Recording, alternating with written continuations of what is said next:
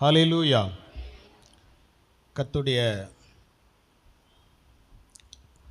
நாமத்துக்கு மகிமை உண்டாவதாக. விசேஷமாய் இந்த நாளிலும் சிலுவை தியானத்திலே 4வது வார்த்தையாய் உங்களோடு பேசும்படியாய் தேவன் தந்த தருணத்தை நினைத்து நான் தேவனை நன்றியோடு துதிக்கிறேன். இதுக்கு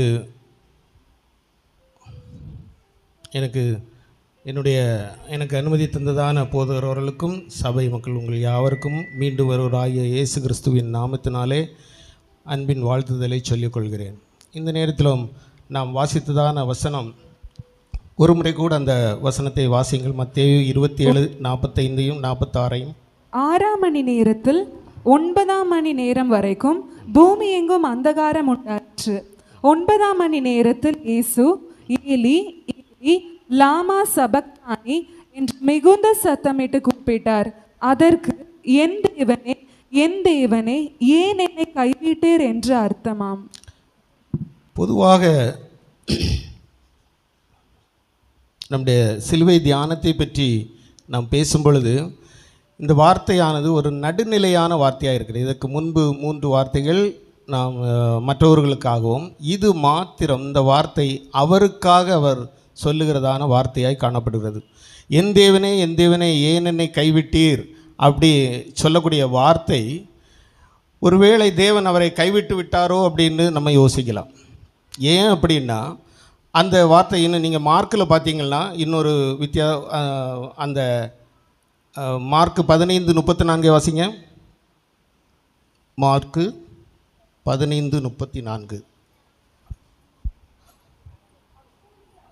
அப்பொழுது அவர், என் ஆத்மா மரணத்துக்கு ஏதுவான துக்கம் கொண்டிருக்கிறது, நீங்கள் இங்கே தங்கி விழித்திருங்கள் என்று சொல்லி 9ஆம் மணி நேரத்திலே இயேசு ஏலோயி ஏலோயி ஏலோயி லாமா சபக்தானி என்று மிகுந்த சத்தமிட்டு கூப்பிட்டார். அதற்கு என் தேவனே ஏன் என்னை கைவிட்டீர் என்று அர்த்தமாம். அப்போ மற்ற வார்த்தைகள் எல்லாம், இயேசு சொன்ன மற்ற வார்த்தைகளை எல்லாம் நீங்கள் கேட்கும் பொழுது அது கிரேக்க எபிரேய வார்த்தைகளினாலே மொழிபெயர்க்கப்பட்டிருக்கும். இந்த ஒரு வார்த்தை மாத்திரம் அவருடைய அந்த நாட்களிலே யூதர்கள் மத்தியில் பேசிக்கொண்ட அராமிக் மொழியிலே, அதான் எல்ரோயி லாமா சபக்தானி என்று அதில் சொல்லப்பட்டிருக்கும். இது ஒரு அராமிக் வேர்டுனா அவருடைய சொந்த பாசை, அங்கே அவர்கள் சுற்று வட்டாரத்தில் இருக்கக்கூடிய பேச்சு மொழியாய் காணப்பட்டது. இந்த அராமிக் மொழியில் தான் இது பேசப்பட்டது. நம்ம வரலாறை எடுத்து பார்க்கும் பொழுது நம்மளை இந்த வசனத்தை குறித்து, அதாவது மத காரியங்களை வச்சு பேசும் பொழுது காஞ்சி சங்கராச்சாரியார் இந்த வசனத்தை வைத்து ஒரு எள்ளி நகையாடுகிற ஒரு காரியத்தை, ஒரு பேட்டியை நாம் யூடியூப்பில் நீங்கள் பார்க்கலாம். அப்போது முஸ்லீமை பற்றி சொல்லுவார், அடுத்து கிறிஸ்தவர்களை பற்றி சொல்லுவார். கிறிஸ்தவர்களை பற்றி சொல்லும் பொழுது இந்த வார்த்தையை சொல்லி எல்ரோயி ராமா சபக்தானே, அதுக்கு என் தேவனே ஏன் என்னை கைவிட்டீர் என்று அவரை கைவிட்ட ஒரு கடவுளை பார்த்து அவர் கூப்பிட்டார் என்று இந்த வார்த்தையை அவர் சொல்லுவார். 2வது வார்த்தையை பேசினதான சகோதரி ஒரு வார்த்தை சொன்னார்கள், நம்முடைய குற்றங்களை நாம் என்ன செய்ய மாட்டோம், ஒத்துக்கிட மாட்டோம். இப்போது நாம் செய்கிற குற்றத்தை ஒருவேளை அது குற்றம் என்று தெரிந்தாலும் அதிலிருந்து எப்படி நம்ம தப்பிப்பது என்பதை குறித்து தான் நம்ம என்ன செய்வோம், நோக்கி கொண்டிருப்போம். அப்போ இப்படி ஒருவருடைய குற்றத்தை மொத்த பாரத்தையும் அவர் சுமக்கிற ஒரு சூழ்நிலை காணப்படுகிறது. ஏன் இந்த வார்த்தை, அந்த ஒரு வியாகுலம் நிறைந்த வார்த்தை அவருக்கு வெளிப்பட்டது என்றால், அந்த வசனத்திலே சொல்லப்பட்டிருக்கிறது. நீங்கள் பார்த்தீங்கன்னா வாசியுங்கள், ஒரே ஒரு வசனத்தை மாத்திரம். ஏசாயா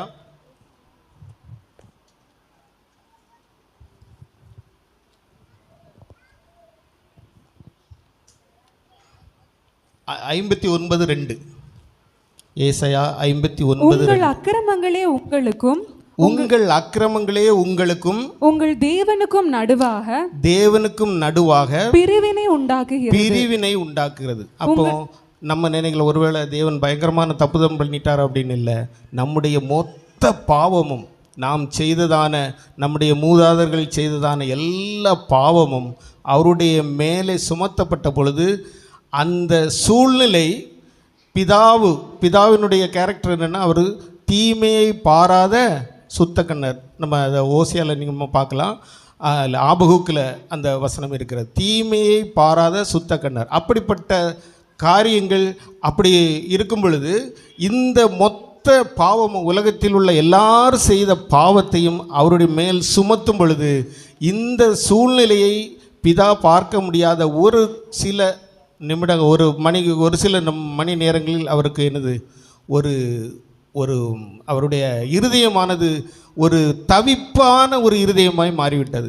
ஏன் அப்படின்னா, பொதுவாக அந்த அந்தகாரம் ஏற்பட்டது என்று சொல்லப்பட்டிருக்கிறது. இந்த வார்த்தை சொல்லப்பட்டதான 3ஆம் மணி முதல் 9ஆம் மணி நேரம் வரை, அப்படின்னா நம்முடைய பகல் 12 முதல் 3 மணி வரை, 6ஆம் மணி முதல் 9ஆம் மணி நேரம் வரை என்று வேதத்தில் சொல்லப்பட்டிருக்கிறது.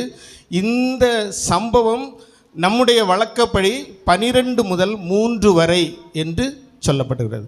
12 அந்த நேரத்திலே, அந்த சூழ்நிலை, அதாவது பஸ்கா பண்டிகை ஆசரிக்கக்கூடியதான சூழ்நிலையிலே இப்படிப்பட்ட மந்தாரம் அல்லது இந்த வெளிச்சத்தை காணாத ஒரு சாயங்கால நேரம் போன்ற அந்தகாரம் காணப்படுவதற்கு எந்த முகாந்தரமும் கிடையாது. ஆனால் இயேசு கிறிஸ்துவினுடைய சிலுவையில் இதில் பார்க்கும்போது அவர் உரத்த சத்தமாய் இந்த வார்த்தையை சொன்னார் என்று வேதம் சொல்லுகிறது. உரத்த சத்தமாய் அவர் சொல்கிற 2 வார்த்தை, கடைசி வார்த்தையும் இந்த 4வது வார்த்தையும் தான் அவர் உரத்த சத்தமாய் சொன்னார் அப்படின்னு. அப்போ அந்த காலத்திலே எலியா சுழல் காற்றில் எடுக்கப்பட்டதுனால யூதர்கள் மத்தியில் ஒரு வழக்க சொல் இருந்தது. ஏதாவது ஒரு பிரச்சனைனா நம்ம எலியாவை கூப்பிட்டா அவர் வருவார், வந்து உதவி செய்வார் அப்படிங்கிறதான ஒரு வழக்க சொல் இருந்தது.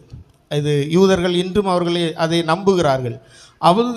அப்பந்தான் இது சொன்ன, ஒருவேளை ஏலியாவை கூப்பிடுகிறான் போலுக்கு, எலியா வந்து இவனை சிலுவையில் இருந்து இறக்கி விடுவான் என்று இவன் கூப்பிடுகிறான் என்று எல்லாரும் ஏக பரிகாசமான ஒரு சூழ்நிலை அங்கே காணப்பட்டார். இதெல்லாம் அவருக்கு ஒரு விஷயம் அல்ல. அவரை முழுவதும் அடித்தார்கள். கிட்டத்தட்ட 5480 காயங்கள் உடம்பில் முழு சரீரத்திலும் வருகிறது வரை அடித்தாங்க. நமக்கு ஒரு குண்டூசி குத்துனாலே நம்ம என்ன செய்வோம், உயிரெழுத்து மெய்யெழுத்து எல்லாம் கூப்பிட்டுருவோம். உயிரெழுத்து மெய்யெழுத்தெல்லாம் கூப்பிட்டுருவோம். ஐயோ அம்மான்றோம். கீழே விழுந்து ஒரு ஆக்சிடெண்ட்னா உடனே அங்கே போய் பார்க்கும்பொழுது மிகுந்த சத்தத்தை போட்டுருவாங்க. அப்படி அவங்களுக்கு அதை தாங்க முடியாமல் இருக்கும். ஆனால் இவ்வளவு காயங்கள் பட்டு இதெல்லாம் வந்து அவருடைய சரி இதெல்லாம் நம்ம பட வேண்டியது, இது முன்னே தீர்மானிக்கப்பட்டது என்று சொல்லப்பட்டிருக்கிறதே தவிர, அந்த 9 மணி நேரம் அவருடைய சரீரத்தினுடைய அசைவுகள் எல்லாம் நீங்கள் பார்த்தீங்கன்னா அப்படி வேதனையான அசைவுகள். நீங்கள் நல்ல வெயில் நேரத்தில் அடிபட்டு காலையில் ரத்தம் வந்துன்னா நம்ம பார்க்கும்போது நமக்கே ஒரு மயக்கம் வந்துடும்.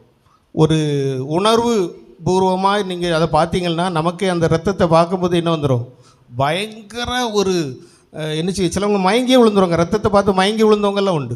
அந்த சூழ்நிலை வரை அவரை என்ன செய்யலை, பெரிய அளவில் பாதிக்கலை. சரி, இந்த பிதாவுக்கும் இவருக்கும் இருந்த தொடர்பை நீங்கள் பெற்று பார்க்கும்போது யோவான் 14 நீங்கள் மேலேருந்தே நீங்கள் வாசிக்கலனா உங்களுக்கு நிறைய வசனங்கள் இருக்குது. நம்ம அந்த வசனத்தை வாசிக்க போகிறதில்ல. அந்த வசனம் நானும் பிதாவும் எப்படி இருக்கிறோம், ஒன்றாக இருக்கிறோம்.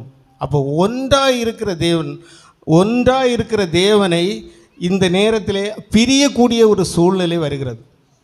இதுதான் அவரால் நிச்சய முடியலை, தாங்க முடியல. அதனால தான் அந்த தாங்கணும்னா துயரத்தினாலே வெளிப்பட்ட வார்த்தை தான் என் தேவனே ஏன் என்னை கைவிட்டீர் அப்படின்னு சொல்லக்கூடிய வார்த்தை.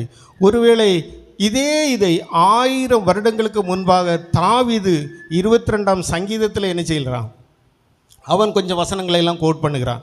அதில் இவருடைய பாடு மரணங்களுக்கு ஒத்ததான காரியங்கள் எல்லாம் அந்த வசனம் இருக்குது. சங்கீதம் முழுவதையும் நம்ம வாசிக்க முடியாது, 1-2 வசனத்தை மாத்திர வாசிங்கள். சங்கீதம் 22,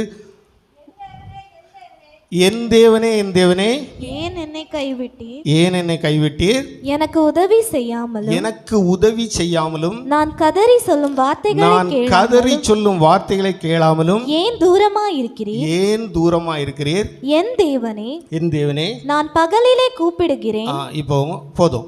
இந்த சூழ்நிலையை 1000 வருடங்களுக்கு முன்பாக ஒரு நிழலாட்டமாய் தாவீது என்ன செய்கிறான், சங்கீதமாய் பாடுகிறான் இந்த பாட்டை. அப்போ முன்குறித்து எந்தெந்த காரியங்கள் செய்யப்பட்டதோ எல்லாம் நிறைவேறி கொண்டு இருக்கிறது. முந்தின நாள் அவர் கெத்செமனே தோட்டத்திலே அவர் போய் சீசர்களை சொல்கிறார், நீங்கள் இங்கே இருங்க, நான் அந்த பக்கம் போய் நான் இப்போ ஜோம் பண்ணிட்டு வரேன். 1 மணிக்கு ஒரு ஜோம் பண்ண மாதிரி அப்படி போயிருந்து ஜோம் பண்ணும் பொழுது அவருடைய வியாகுலத்தை ஊற்றும் பொழுது தான் அந்த தேவதூதன் வந்து அவருக்கு உதவி செய்கிறதா காணக்கூடாது. திரும்ப இங்கே வந்து பார்க்கும்போது இவங்கெல்லாம் நினச்சிட்டு இருந்தாங்க நல்ல உறக்கம். ஏன்னா இயேசு கிறிஸ்துவனோட கூட இருக்கும் பொழுது அவங்களுக்கு என்ன பார்த்தீங்கன்னா நல்ல வார்கோதுமை, நல்ல பொரிச்ச மீன் இதெல்லாம் நல்லா தின்னுவாங்க. நல்லா சாப்பிட்டுட்டு அவர் பிடிக்க வந்துட்டாங்கன்னு சொன்னோன்னே என்ன இது எல்லாம் போட்டு ஓடிட்டாங்க. இப்போ இந்த உலகத்தின் வழக்கமும் அப்படி தான். இருக்கிறது வரை எல்லாம் கூட இருப்பாங்க. எப்போ நம்ம இல்லைன்னு தெரிகிறதோ அந்த நேரத்தில் எழுச்சிருவாங்க. எஸ்கே அவ்வளோ பேர் நினச்சிட்டாங்க, போயிட்டாங்க. பேதுரு மாத்திரம் ஒளிச்சு எடுத்து எப்படி இல்லாமல் போய் எடுத்து அவரோடு அவருக்கு எங்கே என்ன நடக்கிறது என்பதை பார்ப்பதற்காக அவன் நினச்சிதான் போனான். அப்பவும் நினச்சிதான் அவன் ஏற்கனவே சொல்லியிருந்தார், சேவல் கூவுவதற்கு முன்னே 3 தரம் என்ன செய்வாய், மறுதளிப்பாய் என்று சொல்லியிருந்தார். அப்போ இது கூட அவரை ரொம்ப பாதிக்கலை. சரி, ஏதோ ஒன்று நடந்தது. ஆனால் பிதாவுக்கும் இவருக்கும் இருந்த உறவு முறிக்கப்படுகிற ஒரு தருணம் வருகிறது என்பதை யோசிக்கும் பொழுது அந்த இருதயத்தில் தாங்க முடியவில்லை. ஒருவேளை மற்ற பிள்ளைகள் கீழே விழுந்தா அவங்க பிள்ளை தானே விழுந்து பிரச்சனை இல்லை, நம்முடைய பிள்ளை கீழே விழுந்துன்னா எப்படி இருக்கும்? ஐயோ போச்சு, என்னாச்சு, ஃப்ராக்சர் ஆகிட்டா, என்ன நடந்து என்ன ஏதுங்கிறதெல்லாம் நம்ம பார்த்து துடிச்சு போயிடுவோம். ஒன்றும் இல்லைனாலும் என்ன செய்துருவோம், அங்கே ஒன்றும் இல்லைனாலும் கொண்டு போய் 2 ஸ்கேன்லாம் எடுத்து பார்த்து ஏதாவது இருக்கிறதா என்று பார்த்து விடுவோம். அவ்வளவு தூரம் நம்முடைய இருதயம் என்ன செய்யும், படபடக்கும். அதே சூழ்நிலை தான் பிதாவினுடைய முகம் இவருக்கு, அவருடைய பிரசன்னம் இவருக்கு மறைக்கப்பட்ட பொழுது இந்த வார்த்தை ஒரு வேதனையின் வெளிப்பாடாக என்ன செய்யப்பட்டது, சொல்லப்பட்டது. இன்னொரு வசனத்தை பார்க்கும் பொழுது, நம்முடைய பாவங்களுக்காக செத்து நீதிக்கு பிழைத்திருக்கும்படி 1 பேதுரு 2:24 நம்முடைய பாவங்களுக்காக செத்து நீதிக்கு பிழைத்திருக்கும்படி அவர் தாமே சரீரத்தில் நம்முடைய பாவங்களை சிலுவையின் மேல் சுமந்தார், அவருடைய தழும்புகளால் நாம் நினைச்சதோம் குணமானோம் என்று சொல்லப்பட்டிருக்கிறது. இப்படி ஒவ்வொரு வசனங்களையும் பார்க்கும் பொழுதும் அந்த வேதனையான சூழ்நிலையிலே பொதுவாக ஏதாவது ஒரு சூழ்நிலையை நமக்கு ஒரு அடி என்னதும் பட்டிருந்தோன்னா நம்ம வாய் திறந்து ஒரு வார்த்தை கூட நிச்சய மாட்டோம், பேச மாட்டோம். நமக்கு பேச்சு என்ன செய்யாது, வர நானே வேதனையில் படுத்துட்டு கிடக்க, நீங்கள் வந்து உடஞ்சிட்டு இருக்கீங்கன்னு ஏதாவது சொல்லி அவங்க நம்மளை விசாரிக்கிறவங்கள நம்ம என்ன செய்துருவோம், நம்மளை ஏசி அவங்கள ஏதாவது சொல்லி அவங்களையும் காயப்படுத்தி விட்டுருவோம். ஆனால் இந்த சிலுவை மரணத்திலே 7 வார்த்தைகளை பேசின பொழுது அந்த நேரத்தில் உள்ள ஒவ்வொரு வார்த்தைகளும் இன்றைக்கு வரை நம்ம 2000 வருஷத்துக்கு பிறகு அதை தியானிக்கிறோன்னா அவ்வளவு முக்கியத்துவம் வாய்ந்ததாய் காணப்பட்டது. இந்த நடுநிலையான இந்த வார்த்தை ஏலோயி ஏலோயி லாமா சபக்தானி, என் தேவனே ஏன் என்னை கைவிட்டீர் என்று சொன்ன அந்த வார்த்தை, அந்த சூழ்நிலையானதை நீங்கள் அந்த சிலுவை முன்னங்க நீங்கள் பார்த்தீங்கன்னா கிட்டத்தட்ட 150 கிலோ எடையுள்ள அந்த சிலுவையை அந்த மலை மேலே தூக்கிட்டு போகணும். பொதுவாக கீழேன்னா கூட என்ன செய்யலாம், உருட்டி விட்டுறலாம், அந்த அளவுக்கு கீழே போய் எடுத்துக்கலாம். இது இப்போ அப்படி இல்லை, தூக்கிட்டு மேலே என்ன செய்யணும், போகணும். அவ்வளவு கொடுமை. அந்த ரோம போர் செய்வர்களால் அன்றைக்கு வைக்கப்பட்டிருந்ததான கொடுங்கோல் ஒரு பனிஷ்மெண்ட்டு தான் இது, இந்த சிலுவை மரணம். இல்லை என்றால் என்ன சொன்னாங்கன்னா இரும்பு கூடுகளில் அடைத்து மலைகளிலே கொண்டு என்ன செய்துருவாங்க, கொண்டு கெட்டி வைத்து விடுவார்கள். நல்ல கழுகுகள் வந்து அவர்களுடைய மாம்சத்தை கொத்தி தின்னும். இப்படிப்பட்ட கொடூரமான சிகிச்சை முறைகள், அதாவது தண்டனைகள் எல்லாம் அந்த காலத்தில் இருந்தது. அப்படிப்பட்ட தண்டனையிலே மிகவும் கொடூரமான தண்டனையை இயேசு கிறிஸ்துவுக்கு என்ன செய்தாங்க, கொடுத்தாங்க. ஒருவேளை நம்ம ஒருவேளை வார்த்தைகளாய் நம்ம அதை பார்த்தாலும் அந்தந்த சூழ்நிலைகள் நான் சொல்லும்போது ஏதாவது ஒரு குத்தோ ஒரு வெட்டோ நம்ம கையில் பட்டுட்டோன்னா நம்ம அன்னைக்கு ஃபுல்லாக அதில் ஒரு பேண்டேடும் போட்டுட்டு இப்படி காட்டிகிட்டே திரிவோம். இன்றைக்கி கத்தி வெட்டிட்டு எங்களுக்கெல்லாம் அந்த ட்ரில்லிங் மிஷின்லாம் யூஸ் பண்ணும்போது சில நேரங்களில் அந்த பிட்டெல்லாம் ஒட்டிஞ்சி வந்து கையில் அடிச்சிடும். அப்போ தான் தெரியும், வேதனைப்பட்டால் தான். ஒரு எலும்பு முறிக்கப்பட்டால், எனக்கு 8ஆம் கிளாஸ் படிக்கும்போது நினைக்கிறேன், எனக்கு இந்த இடது கை வந்து முறிந்து இந்த மொழி மேலே ஏறிட்டு. அன்னைக்கு இந்த பெயின் கில்லர்லாம் கிடையாது, ஆஸ்பத்திரிகள் கிடையாது. அன்றைக்கி நான் பட்ட வேதனையெல்லாம் பார்க்க சகிக்காது. ராத்திரி ஃபுல்லாக வலின்னு சொன்ன அப்படி வலி. அப்போது ஒரு சரீரம் முழுவதும் நம்ம நெல்சபுரத்தை சொன்ன மாதிரி நொறுக்கப்பட்ட ஒரு பப்படத்தை பொரித்து வச்சுட்டு அப்படி பொட்டிச்சா எப்படி என்ன நடக்கும் அப்படிங்கிறது மாதிரி ஒரு முழு உருவத்தை நொறுக்கி அந்த வேதனையின் சூழ்நிலை பட்டவங்களுக்கு தான் என்ன செய்யும் தெரியும். தீ சுற்றுன்னு சொல்கிறதல்ல, சுடும்போது தான் தெரியும் அந்த வேதனை எவ்வளவு கொடூரமான வேதனை என்பது தெரியும். இன்னும் ஒரு வசனத்தை கூட நம்ம வாசிப்போம். ஏசாயா கொலோசையர் 2:14 வாசிங்க, 14-15 கொலோசையர். நமக்கு எதிரிடையாகவும் கட்டளைகளால் நமக்கு விரோதமாகவும் இருந்த கையெழுத்தை குலைத்து அதை நடுவில் இராதபடிக்கு எடுத்து சிலுவையின் மேல் ஆணி அடித்து துரைத்தனங்களையும் அதிகாரங்களையும் உரிந்து கொண்டு வெளியரங்கமான கோலமாக்கி அவைகளின் மேல் சிலுவையிலே வெற்றி சிறந்தார். அடுத்த வசனம். ஆகையால் போஜனத்தையும் பானத்தையும் குறித்தாவது பண்டிகை நாளையும் மாத பிறப்பையும் ஓய்வு நாட்களையும் குறித்தாவது ஒருவனும் உங்களை குற்றப்படுத்தாதிருப்பானாக. சரி, போதும். இப்போ நமக்கு எதிரடையாகவும் கட்டளையாகவும் நமக்கு விரோதமாக இருந்த கையெழுத்தை குலைத்து அவர் நடுநிலையாக இராதபடிக்கு எடுத்து சிலுவையின் மேல் ஆணி அடித்து என்ன செய்றாங்க, அவர் வெற்றி சிறந்தான்னு சொல்லுவோம். இப்போ என்ன பண்ணியிருக்குன்னா, அந்த சிலுவையிலே அவர் வெற்றி சிறந்ததின் ஒரு பெரிய காரியம், நமக்கு விரோதமாக நிறைய கையெழுத்துகள் இருந்தது.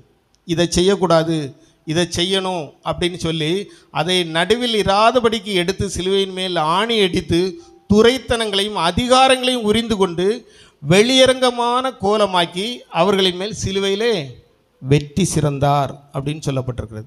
இந்த வசனத்தை பார்க்கும் பொழுது நமக்கு முற்காலத்திலே இயேசு கிறிஸ்துவினுடைய சுவிசேஷகம் இந்த பூமியில் வரல, அதுவும் குறிப்பாக இந்தியாவில் வரலன்னா 18 விதமான ஜாதிகள் மேலாடை அணிய தடை போட்டு என்ன செய்யப்பட்டிருந்தது, ஒடுக்கப்பட்டு இருந்தார்கள். இன்றைக்கி நம்ம நல்ல ட்ரெஸ் போட்டிருக்கோம், நல்ல அழகான ட்ரெஸ் போட்டு நம்ம என்ன செய்யிருக்கிறோம், வந்து நிற்கிறோம். இந்த சுவிசேஷம் இந்தியாவுக்குள்ளே வரலன்னா இன்றைக்கி நம்மளுடைய நிலைமையெல்லாம் நீங்கள் பார்த்தீங்கன்னா ரொம்ப பரிதாபமான நிலைமையாக இருக்கும். அந்த சூழ்நிலையெல்லாம் 1-2 பழைய ஃபோட்டோலாம் நம்ம பார்த்துருக்குறேன். மிக கேவலமாக இருக்கும். அதாவது இந்த ஊசி பாசி விற்கிறவங்க கூட கொஞ்சம் ஒரு மாதிரியாக இருப்பாங்க. அதை விட மிகவும் கேவலமாய் நம் நடத்தப்பட்டோம். இந்த சுவிசேஷம், இந்த கிறிஸ்துவினுடைய மகிமை இப்படிப்பட்டதான அதிகாரங்களை எல்லாம் அடித்து நொறுக்கி கர்த்தர் என்ன செய்தார், சிலுவையிலே வெற்றி சிறந்தார். இந்த வார்த்தை நான் சொல்லுகிற பொழுது அவர் கைவிடப்பட்ட நிலைமை அப்படி உணர்ந்தாலும், அந்த சூழ்நிலை இருந்த பொழுதிலும் அந்த சூழ்நிலையை ஒரு ஆசிரியர் இப்படியாக சொல்லுகிறார், தொப்புள் கொடி உறவாக அதை பார்க்கப்படுகிறது. இந்த அடுத்த பரிணாம வளர்ச்சிக்கு போக வேண்டும் என்றால் இப்போ அந்த ஒரு தாயும் சேயுமாக இருக்கும் பொழுது அந்த தொப்புள் கொடியை நாம் என்ன செய்வோம், கட் பண்ணுவோம். கட் பண்ணதோடு இந்த உறவு முறிந்து போவதில்லை, அடுத்த வளர்ச்சிக்கு நேராக என்ன செய்யும். 3ஆம் நாளில் கர்த்தர் என்ன செய்தார், வெற்றியோடு என்ன செய்தார், உயிர் தெழுந்தார். அப்போ இப்படிப்பட்ட உறவு ஒருவேளை முறிக்கிறது போலையும் கைவிடப்பட்டது போலையும் சூழ்நிலையில் காணப்பட்டாலும் அநேகர் வேதத்தில் கைவிடப்பட்டிருக்கிறார்கள். கைவிடப்பட்டவர்கள் அநேகர் உண்டு. விசேஷமாய் எல்லாரையும் பார்க்கிலும் மிகவும் வேதனையான காரியம் பார்த்திங்கன்னா மோசையோட காரியம். மோசே இவ்வளவு தூரம், அப்போ முதல்லே அவங்க ஆண்டவர்கிட்ட கெஞ்சுவான், நீர் வேறு யாரையாவது பாரு ஆண்டவரே, எனக்கு திக்குவாய் மந்தனாவு இதெல்லாம் இருக்கிறது, அதனால் நீங்கள் வேறு யாரையாவது பாருங்கள் அப்படின்னு சொல்லும்போது, இல்லை நீ தான் வரணும் என்று கொண்டு போய் எல்லா சூழ்நிலையும் ஒரே ஒரு சிறிய ஒரு தவறு செய்தது நிமித்தம் அவனை என்ன செய்தல், கானானுக்குள்ளே நீ நினைச்ச மாட்ட, போக மாட்டேன், இங்கே நீ நினைச்சிருவ, அடக்கம் இந்த மலையில் ஏறி நீ நினைச்சி பார்த்துக்கா, அங்கெல்லாம் எல்லா காரியங்களையும் பார்த்துக்கா. அப்படிப்பட்டதான சூழ்நிலைகள், நம்முடைய பாவங்களை நாம் ஒத்துக்கொள்ளுகிற ஒரு சூழ்நிலை எப்போவுமே என்ன செய்யாது, இருக்காது. அப்போ ஏன் இவ்வளவு கொடுமையான சிலுவை மரணம் அவருக்கு கொடுக்கப்பட்டதுன்னா, உலகத்தின் பாவத்தை சுமந்து தீர்க்கிற தேவ ஆட்டுக்குட்டி என்று முன்குறித்தே என்ன செய்யப்பட்டது, சொல்லப்பட்டிருந்தது. அப்போ இந்த சூழ்நிலை தான் இயேசு கிறிஸ்துவினுடைய பாடு மரணங்களை தியானிக்கிற நாமும் நம்முடைய குற்றங்களை நாம் ஒத்துக்கொள்கிறோம். எப்பொழுதும் மற்றவர்களுக்கு உபகாரமாக நாம் இருக்க வேண்டும், ஓத்திரமாக என்ன செய்யக்கூடாது, இருக்கக்கூடாது. இந்த சூழ்நிலைகள் எல்லாம் பார்க்கும் பொழுது அந்த கல்வாரி காட்சியிலே நீங்கள் பார்க்கும் பொழுது அவருடைய முள்முடி சூடின அந்த முள்ளினுடைய நீளம் 3 இன்ச்சு, அந்த முள் மேலே வைத்து அடிக்கும் பொழுது அந்த கண்களின் நடுவே அந்த முள் வந்தது என்று சரித்திரம் சொல்லுகிறது. அப்போ எவ்வளவு வேதனை, கடைசி நிமிஷம் வரை, கடைசி ஈட்டியால் குத்தப்பட்டு விழாவிலே குத்தப்படுகிறது வரை அவருடைய வேதனை சொல்லி முடியாத வேதனை. அவ்வளவு வேதனை எதற்காகன்னா, நமக்காக தான், உங்களுக்காகவும் எனக்காகவும் தான் என்ன செய்யப்பட்டிருக்கு. அந்த வேதனை சகித்தார் அவர். இன்றும் நம்ம அந்த சிலுவை மரணத்தை தியானிக்கிற நாம் நம்முடைய ஒவ்வொருடைய இதயத்தை நம்ம சொல்லணும், ஆண்டவரே எந்த சூழ்நிலையிலும் இவ்வளவு கொடிய பாவத்தை எங்கள் மீது எங்களுக்காக நீர் மரித்ததை நினைத்து நாங்கள் ஆண்டவரே உம்மை நன்றியோடு துதிக்கிறோம். இப்போது ஒரே ஒரு காரியத்தை மாற்றும் நான் சொல்கிறேன். நம்முடைய குற்றத்தை நாம் ஒத்துக்கொள்ள மாட்டோம் என்பதற்கு ஒரு சின்ன எடுத்துக்காட்டு. இந்த வானொலியிலே பேசுகிறதான தென்கொச்சி கோ சுவாமிநாதன் ஒரு பழைய ஆட்களுக்கு தெரியும், புதுசாக இருக்கவங்களுக்கு தெரியாது. அவர் ஒரு நாள் சொல்லுவார், நம்ம ஆள் ஒருத்தன் நினச்சி தான் கார் வாங்கினான். கார் வாங்கி லாஸ்ட்டில் புளிய மரத்தில் போய் இடிச்சிட்டான். இடிச்சிட்டு ஏன் இந்த மாதிரி பண்ணின, புதிய வண்டியாச்சே இப்படி இடிச்சிட்டேன்னு சொன்னதுக்கு அவன் சொன்னான், எல்லாரும் விலகுனாங்க, இந்த மரம் விலகலை அப்படின்னு.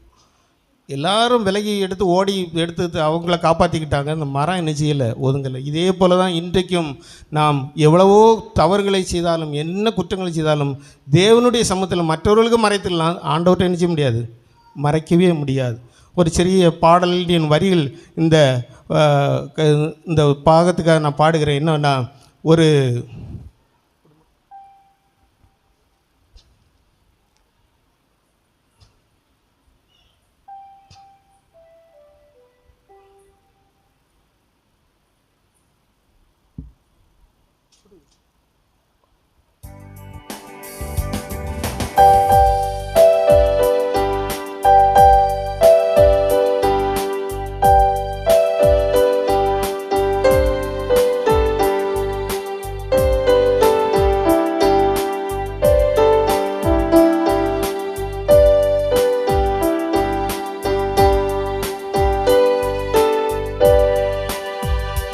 கல்வாரி மாமலையோரம் கோடும் கோர காட்சி கண்டேன், கண்ணில் நீர் வழிந்திடுதே, எந்த மீட்பர் இயேசுவதோ, எந்த மீட்பர் இயேசுவதோ.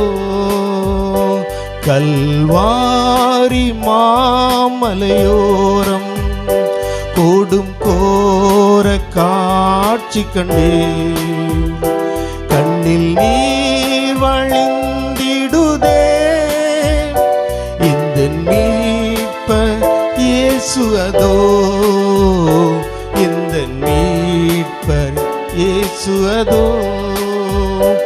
எருசலேமின் வீதிகளில் இரத்த வெள்ளம் கோலமிட, எருசலேமின் வீதிகளில் இரத்த வெள்ளம் கோலமிட, திருக்கோலம் நிந்தனையா ஒரு குலைந்து சென்றனரே, திருக்கோலம் நிந்தனையா ஒரு குலைந்து சென்றனரே, ஒரு குலைந்து சென்றனரே. கல்வாரி மாமலையோரம் கோடும் கோர காட்சி கண்டேன், கண்ணில் நீர் வழிந்திடுதே, இந்த மீட்பர் இயேசுவதோ, இந்த மீட்பர் இயேசுவதோ. சிலுவை தன் தோளதிலே சிதறும் தன் வேர்வையிலே, சிலுவை தன் தோளதிலே சிதறும் தன் வேர்வையிலே, சிறுமை அடைந்தவரா நிந்தனை பல சகித்தார், சிறுமை அடைந்தவரா நிந்தனை பல சகித்தார், நிந்தனை நமக்காய் சகித்தார். கல்வாரி மாமலையோரம் கோடும் கோர காட்சி கண்டேன், கண்ணில் நீர் வழிந்திடுதே, இந்த மீட்பர் இயேசுவதோ, இந்த மீட்பர் இயேசுவதோ. கல்வாரி மாமலையோரம் கோடும் கோர காட்சி கண்டேன், கண்ணில் நீர் வழிந்திடுதே, இயேசு அதோ, ஓ இந்த மீட்பர் இயேசு அதோ, இந்த மீட்பர் இயேசு அதோ. கர்த்தர் தாமே இந்த வார்த்தையில் ஆசீர்வதிப்பாராக.